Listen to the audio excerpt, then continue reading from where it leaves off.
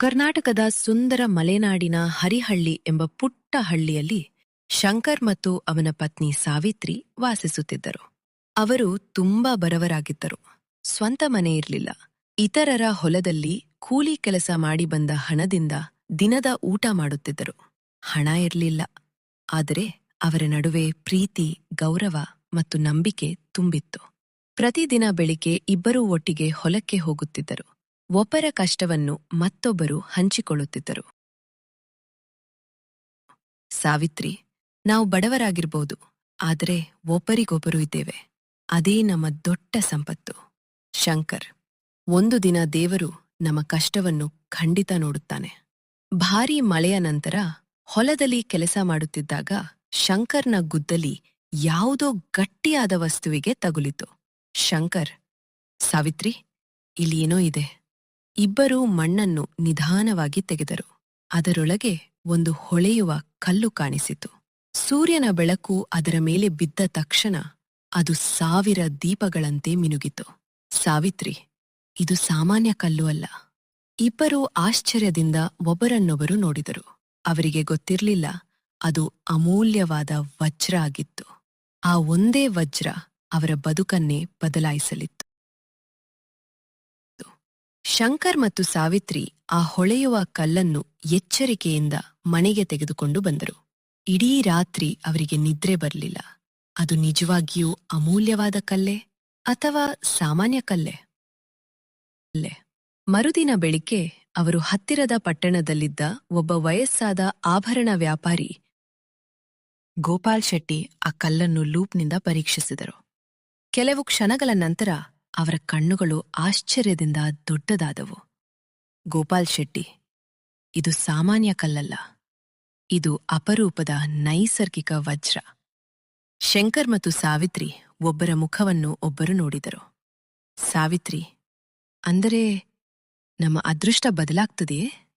ಗೋಪಾಲ್ ಶೆಟ್ಟಿ, ಹೌದು, ಆದರೆ ಇದನ್ನು ಮಾರುವ ಮೊದಲು ಸರ್ಕಾರದ ನಿಯಮದಂತೆ ನೋಂದಣಿ ಮಾಡಿಸಬೇಕು. ಅವರ ಮಾತುಗಳನ್ನು ಪಕ್ಕದಲ್ಲೇ ಇದ್ದ ಶ್ರೀಮಂತ ಜಮೀನುದಾರ ಭೈರವ ಕೇಳಿಸಿಕೊಂಡನು. ಅವನ ಮನಸ್ಸಿನಲ್ಲಿ ಲೋಭ ಹುಟ್ಟಿತು. ಭೈರವ, ಆ ವಜ್ರ ನನ್ನ ಕೈಗೆ ಬಂದರೆ ನಾನು ಇನ್ನೂ ಶ್ರೀಮಂತನಾಗ್ತೇನೆ.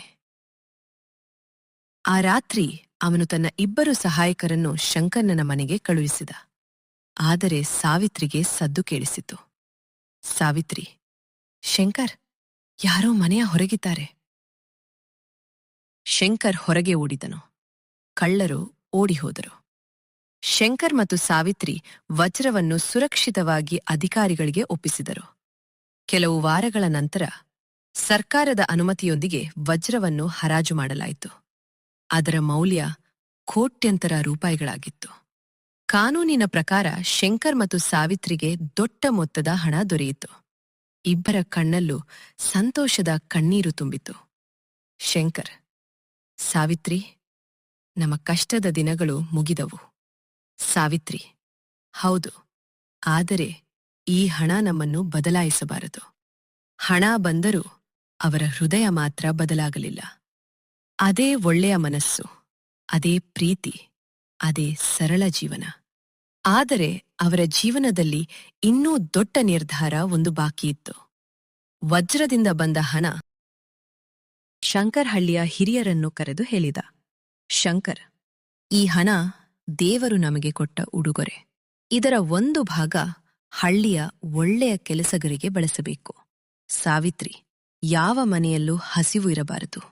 ಯಾವ ಮಗುವೂ ಹಣದ ಕೊರತೆಯಿಂದ ಓದನ್ನು ಬಿಡಬಾರದು. ಹಳ್ಳಿಯ ಜನರು ಭಾವುಕರಾದರು. ಶಂಕರ್ ಮತ್ತು ಸಾವಿತ್ರಿ ಹಳ್ಳಿಯಲ್ಲಿ ಬಡ ಮಕ್ಕಳಿಗೆ ಉಚಿತ ಶಾಲಾ ಸಾಮಗ್ರಿ ನೀಡಿದರು. ಒಂದು ಸಣ್ಣ ಆರೋಗ್ಯ ಕೇಂದ್ರ ನಿರ್ಮಿಸಿದರು. ರೈತರಿಗೆ ಬೀಜ ಮತ್ತು ಕೃಷಿ ಉಪಕರಣಗಳನ್ನು ಸಹಾಯವಾಗಿ ನೀಡಿದರು.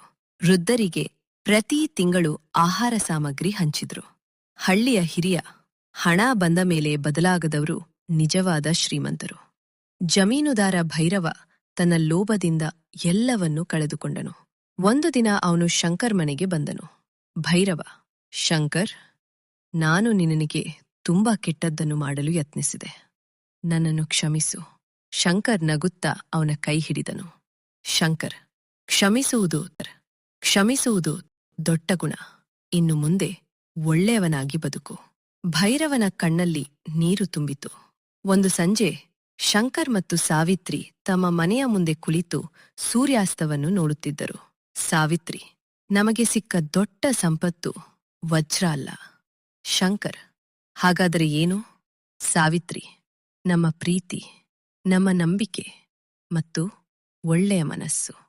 ಶಂಕರ್ ಮುಗುಳ್ನಗುತ್ತಾ ಅವಳ ಕೈ ಹಿಡಿದನು. ಇಬ್ಬರೂ ಸಂತೋಷದಿಂದ ತಮ್ಮ ಹಳ್ಳಿಯನ್ನು ನೋಡುತ್ತಿದ್ದರು. ಕ್ಯಾಮೆರಾ ನಿಧಾನವಾಗಿ ಮೇಲಕ್ಕೆ ಇರುತ್ತದೆ. ನೀತಿ, ನಿಜವಾದ ಸಂಪತ್ತು ಹಣದಲ್ಲಿಲ್ಲ, ಒಳ್ಳೆಯ ಹೃದಯದಲ್ಲಿ ಇರುತ್ತದೆ. ಪ್ರೀತಿ, ಪ್ರಾಮಾಣಿಕತೆ ಮತ್ತು ದಯೆ ಇದ್ದರೆ ಅದೃಷ್ಟವೂ ಒಂದು.